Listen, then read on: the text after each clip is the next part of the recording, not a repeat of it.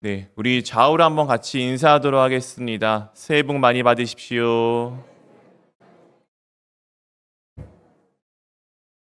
네, 한 번 더 인사하도록 하겠습니다. 표대를 향하여 함께 갑시다. 네, 우리나라는 정말 좋은 나라입니다. 이유는 한 해의 결단을 무려 한 번 더 할 수 있는 기회가 주어지기 때문입니다. 어떻게 여러분 삶 가운데 이 한 해가 좀 기대가 되시는 한 해이십니까? 네, 별로 대답이 없으신 거 보니 참 저랑 비슷한 마음인 것 같습니다. 네, 올해 새해를 이제 맞이하고 매년 이제 전망을 하지 않습니까? 아시다시피 2025년의 전망은 참 많이 좀 우울합니다. 정치적으로도 계속 혼란한 정국이 이어지고 있고요. 경제적으로도 핑크빛이 아닌 계속해서 우리 가운데 잿빛과 같은 소식들이 들려오곤 합니다. 오늘의 상황과 같이 오늘의 성경의 말씀의 본문도 참 이와 같이 많이 어둡습니다. 그런데 오늘의 본문의 이면을 찬찬히 살펴보면은 우리에게 참된 소망이 생기기 시작합니다. 2025년, 네, 세상의 전망은 어둡고 깜깜합니다. 그런데 우리가 오늘 말씀을 통해 정말 그 캄캄한 가운데서도 빛이신 예수 그리스도를 발견하고 2025년이 그냥 어둡고 캄캄한 것이 아니라 오히려 그 가운데 밝게 빛나는 예수 그리스도를 만나고 오늘 말씀을 통해 우리가 위로를 받고 또한 2025년 이 한 해를 새롭게 바라보고 소망을 품고 나아가는 한 해가 되기를 원합니다.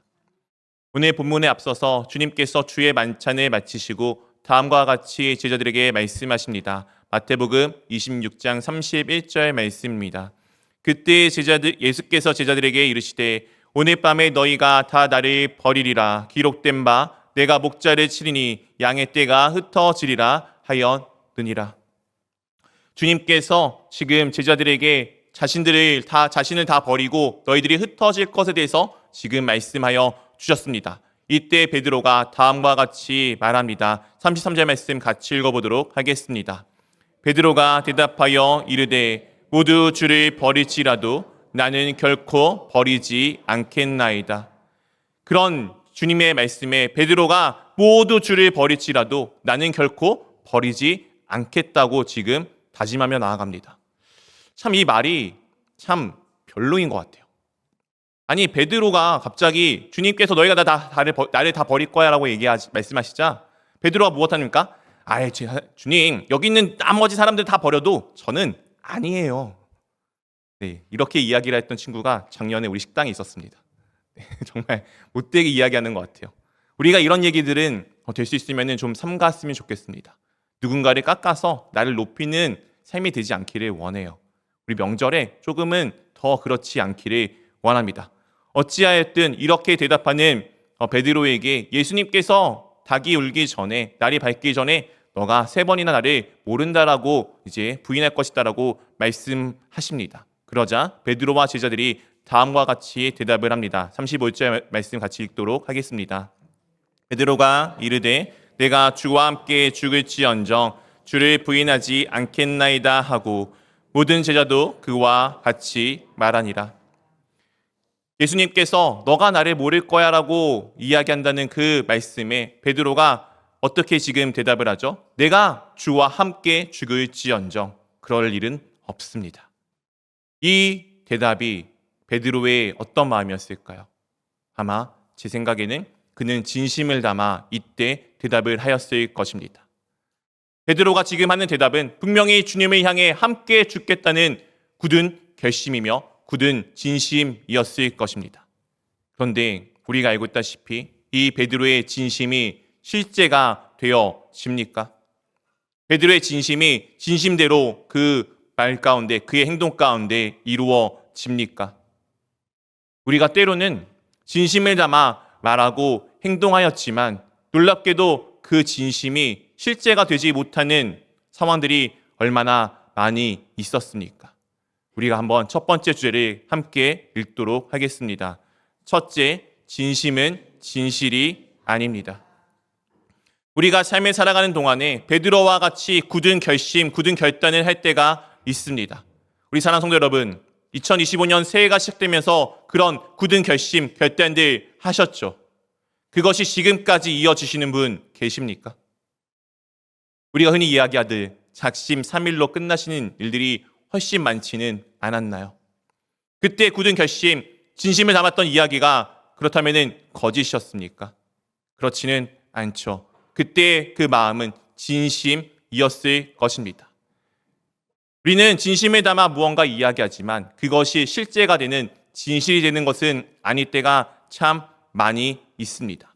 오늘 제자들이 예수님께서 잡히실 것을, 그리고 그들 예수님을 떠나 다 흩어질 것을 말씀하시자 분명 제자들은 진심을 담아 그렇지 않는다라고 말했지만 오늘 그들 상황은 다음과 같이 되어지고 주님께서 그들에게 이와 같은 부탁을 하여 주십니다. 36절 말씀 같이 읽도록 하겠습니다. 이에 예수께서 제자들과 함께 겟세마네라 하는 곳에 이르러 제자들에게 이르시되 내가 저기 가서 기도할 동안에 너희는 여기 함쓰라 하시고, 예수님께서 제자들에게 그렇게 결단하는 내용을 들으시고 지금 제자들과 함께 겟세마네에 가셔서 지금 기도를 하며 그들에게 앉아 있으시기를 부탁하고 있습니다. 오늘 이 부탁을 하시고 난 다음에 특별히 베드로와 야고보 그리고 요한을 데리고 가시면서 다음과 같이 말씀하십니다. 26장 37절, 38절 한 절씩 번갈아가면서 읽겠습니다. 베드로와 세베대의 두 아들을 데리고 가실새 고민하고 슬퍼하사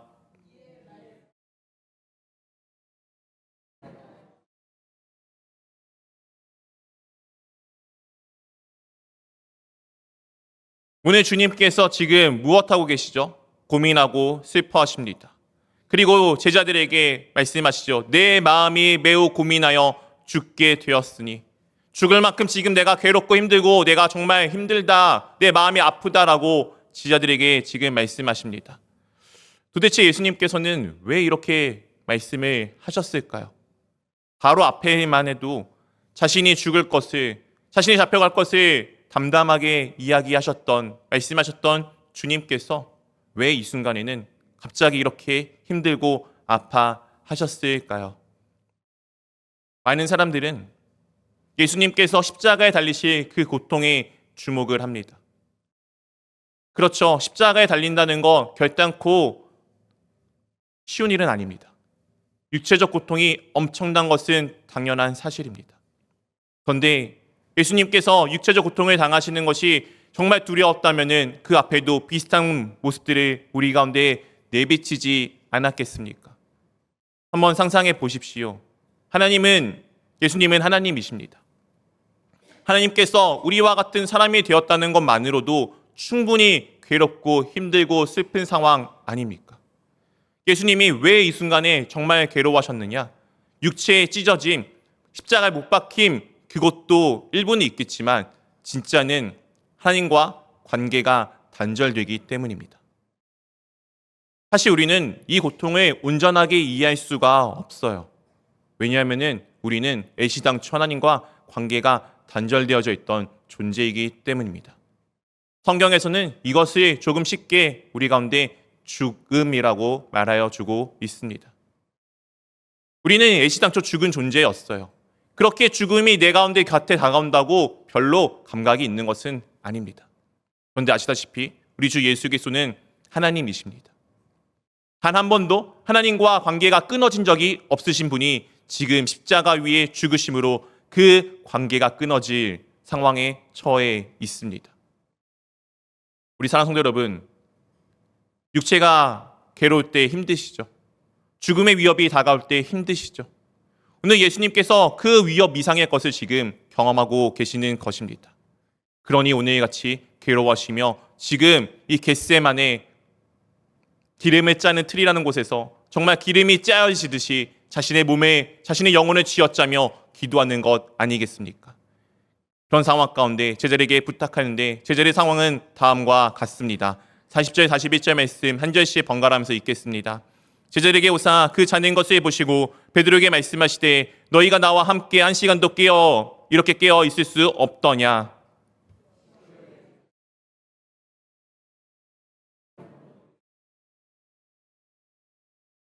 예수님께서 하나님 앞에 기도하시고 난 다음에 제자들에게 찾아오십니다.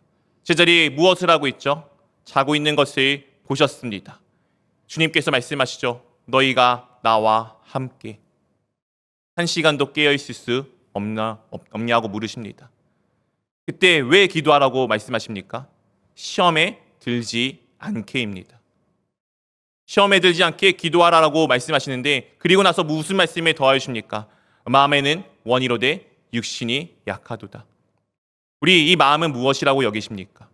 저는 베드로의 진심이라고 생각합니다. 베드로가 아까 주님 앞에서 아니 다 버려도 나는 안 버릴 거예요. 주님 나를 부정한다고 말씀하지 마십시오. 나는 죽을 때까지 주님을 따라가겠습니다. 라고 이야기했던 그 진심이 바로 이 마음일 것입니다. 그런데 그 진심이 약한 육신으로 인하여서 지금 실현이 되고 있습니까? 그것이 진실이 되어져 가고 있습니까? 그렇지 않습니다. 그들의 육신의 한계로 진심이 실제가 되지 못하는, 진실이 되지 못하는 상황 가운데 놓여 있습니다. 주님께서 그런 그들을 뒤로하시고 기도하시고 다시 오셔서 그들에게 이런 상황으로 찾아오시게 됩니다. 43절 말씀입니다. 다시 오사 보신즉 그들이 자니 이는 그들의 눈이 피곤함 일러라. 여전히 그들은 잠들어 있었습니다. 그들의 마음은 주님을 향한 불타는 마음이 있었는지 모르겠지만 현실은, 상황은, 그들의 육신은 그것을 감당할 힘과 능력이 없었습니다. 그리고 시간이 지나 예수님께서 잡히시자 제자들이 이와 같은, 다음과 같은 행동을 취하게 됩니다. 56절 말씀 함께 읽겠습니다. 그러나 이렇게 된 것은 다 이에 제자들이 다 예수를 버리고 도망하니라. 오늘 예수님께서 잡히시자 그들에게 주님께서 말씀하십니다. 이렇게 된 것은 다 하나님의 말씀을 이루기 위함이야. 그러자 제자들이 어떻게 하죠? 다 예수님을 버리고 갑니다. 분명 얼마 전만 해도 그들은 예수님과 함께 죽겠다고 진심을 담아 결단하였습니다. 죽겠다는 결단을 하였는데 지금 정말 그것이 현실이 되자 어떻게 됩니까? 그들은 다 주님을 버리고 떠나갑니다. 사랑하는 성도 여러분, 우리는 진심을 담아 이야기하고 진심을 담아 행동하지만 그 진심이 진실이 되어지지는 않을 때가 정말 많이 있습니다. 그렇다면 우리는 그 진심이 실현되지 못하는 것에 좌절하고 있어야 할까요? 우리 다음 주제를 한번 같이 읽어보도록 하겠습니다. 둘째, 진심이 부정되는 순간이 은혜입니다. 우리가 알고 있다시피 제자들 중에서 그 누구보다 가장 예수님과 함께 하겠다는 진심을 담은 사람은 베드로였습니다. 그런데 그런 베드로의 상황을 다음 말씀들을 통해 우리 가운데 보여주십니다. 8절입니다. 58절 말씀입니다. 베드로가 멀찍이 예수를 따라 대제사장의 집들에까지 가서 그 결말을 보려고 안에 들어가 하인들과 함께 앉아 있더라. 아까 불과 얼마 전만 해도 예수님 가장 곁에 있었던 베드로가 멀찍이 예수를 따라가기 시작합니다. 그리고 그가 들어가는 곳은 어디입니까? 예수님을 잡아갔던 그 대제사장들의 종들이 있는 그 장소, 그 가장 깊은 곳까지 들어가는 모습을 우리 가운데 보여주고 있지 않습니까? 분명히 하나님께서는 시편의 1장을 통해서 우리 가운데 1편을 통해서 말씀하셨습니다. 악인의 꾀를 쫓지 말며 그들과 함께하지 말고 그들의 길에 앉지도 서지도 말라고 하셨습니다. 예수님과 함께하던 베드로는 어느덧 예수님과는 멀어진 채 악한 무리들과 함께하고 있는 모습을 우리 가운데 보여주고 있습니다. 그리고 그런 베드로에게 있어서 가장 수치스러운 사건이 다음 말씀 가운데 등장합니다. 69절부터 74절까지 한 절씩 번갈아 하면서 읽겠습니다. 베드로가 바깥들에 앉았더니 한 요정이 나와 이르되 너도 갈릴리 사람 예수와 함께 있었도다 하거늘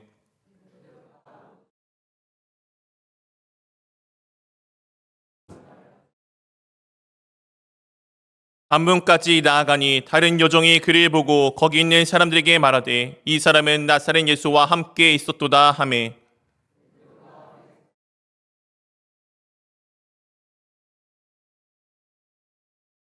조금 후에 곁에 섰던 사람들이 나와 베드로에게 이르되 너도 진실로 그 도당이라 내 말소리가 너를 표명한다 하거늘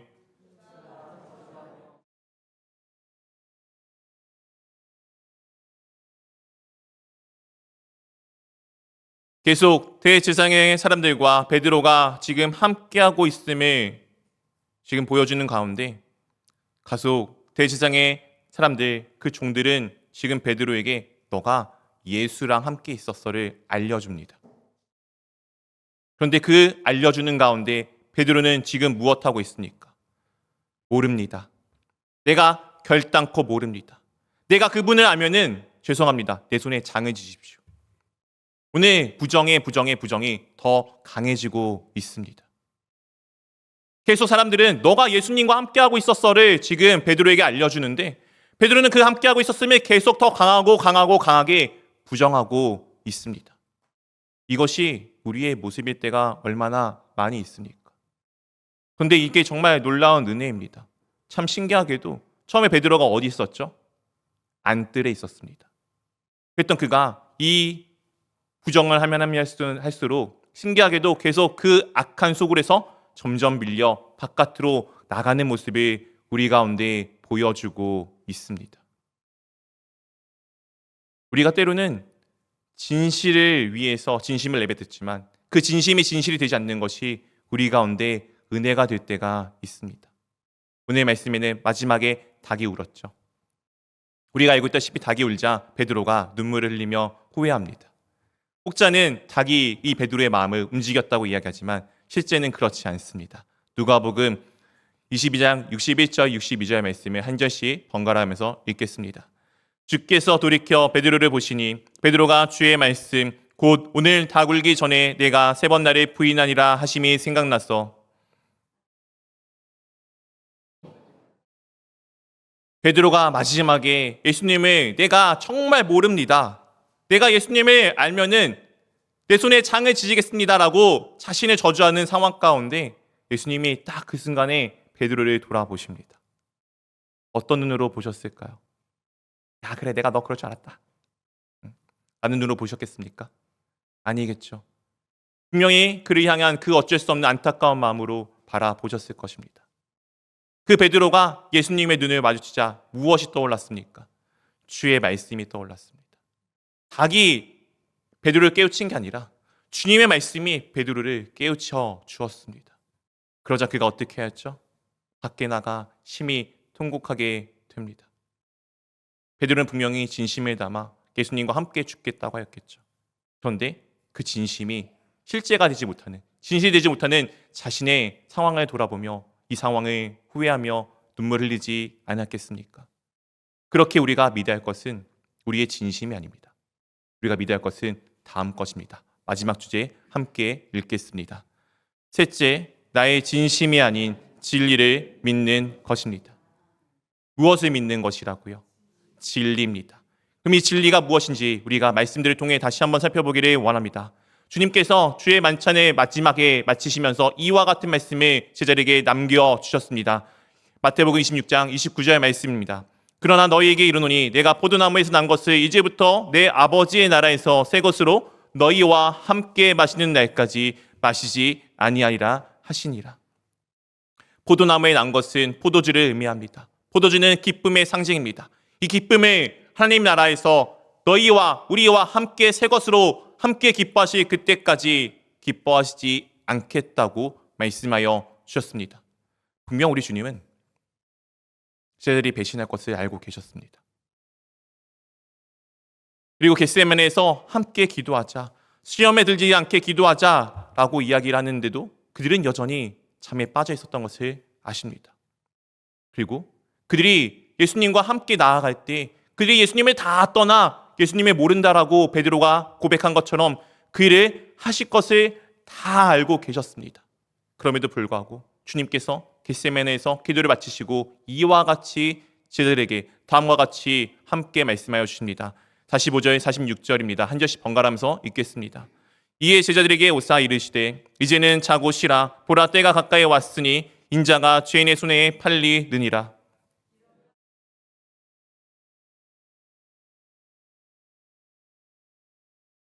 일어나라.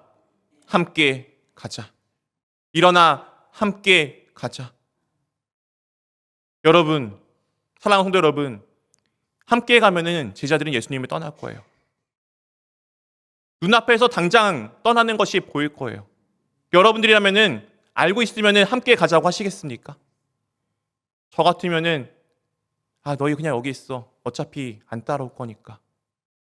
그게 차라리 내 마음이 속 편하니까 라고 이야기했을 것 같은데, 신기하게도 정말 놀랍게도 주님은 다 아시면서 그들에게 일어나 함께 가자라고 말씀하십니다. 왜 그러셨을까요?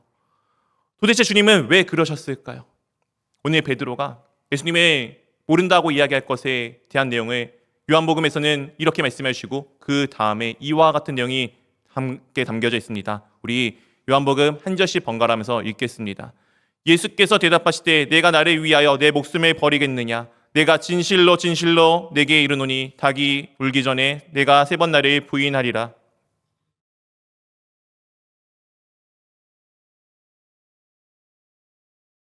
내 아버지 집에 거할 것이 많도다. 그렇지 않으면 너희에게 일렀으리라. 내가 너희를 위하여 거처를 예비하러 가노니.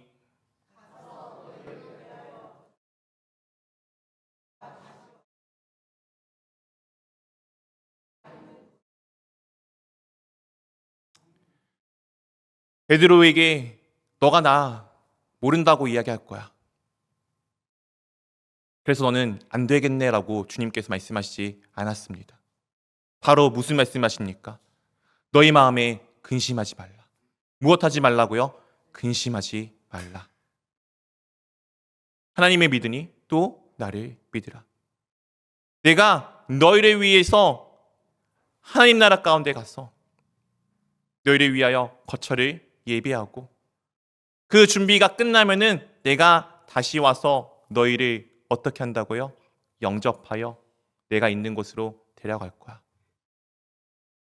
일어나라, 함께 가자는 우리가 할 수 있어서 주님께서 우리 가운데 함께 하자고 하신 것이 아닙니다.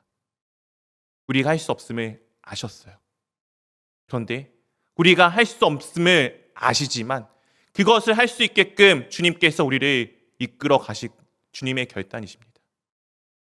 주님은 우리의 진심을 주님께서는 진실로 바꾸어 주십니다. 우리는 진심이 진실로 바꿀 수 없는 존재이지만 우리 주님은 우리의 진심을 진실로 바꾸어 주실 것입니다. 말씀을 맺겠습니다. 올 한 해가 힘들다고 합니다. 근데 우리에게는 괜찮아요. 왜냐하면 주님께서 나를 붙들고 가실 것이기 때문입니다. 오늘 제자들이 다 실패했어요. 다 주님을 다 떠났습니다. 한 명도 남김없이. 그런데 그들이 어떻게 되었습니까? 부활하신 예수님을 만나 다 회복하고 하나님의 나라의 놀라운 사도로서 그 역할들을 감당하지 않았습니까? 그 증거가 어디 있습니까? 여기 앉아 계신 여러분이 바로 그 증거입니다. 2000년 전 먼 이스라엘이란 땅에 한 번도 본 적도 없고 가본 적도 없는 그곳에서 복음이 시작되었고 그 복음을 예수님의 제자들이 실패했던 그들을 통해서 이 땅 가운데 계속 전하여져서 시대와 공간을 넘어 지금 이 순간 우리에게 여전히 살아있는 복음이 되지 않았습니까? 시대 어렵다고요? 주님과 함께하면은 괜찮습니다. 상황이 엉망이라고요? 예수 그리스도를 붙들면 괜찮습니다. 주님께서 나를 바르고 옳은 길로 인도하실 것이기 때문입니다. 이 한 해가 그런 한 해가 되기를 원합니다. 우리는 그래서 표대를 보고 나아가는 것입니다. 이 표대를 향하여 나아갈 때 놀라운 고백이 있죠. 내가 가는 것 아니에요. 주의 붙드신 바 되어져 간다라고 고백하고 있습니다. 내가 아니라 주님께서 우리의 삶들을 붙드셨습니다. 그렇게 여러분의 이 한 해는 평안할 것입니다. 우리가 그것을 고백하며 또한 즐거운 명절 시간이 되기를 주님의 이름으로 축원드립니다.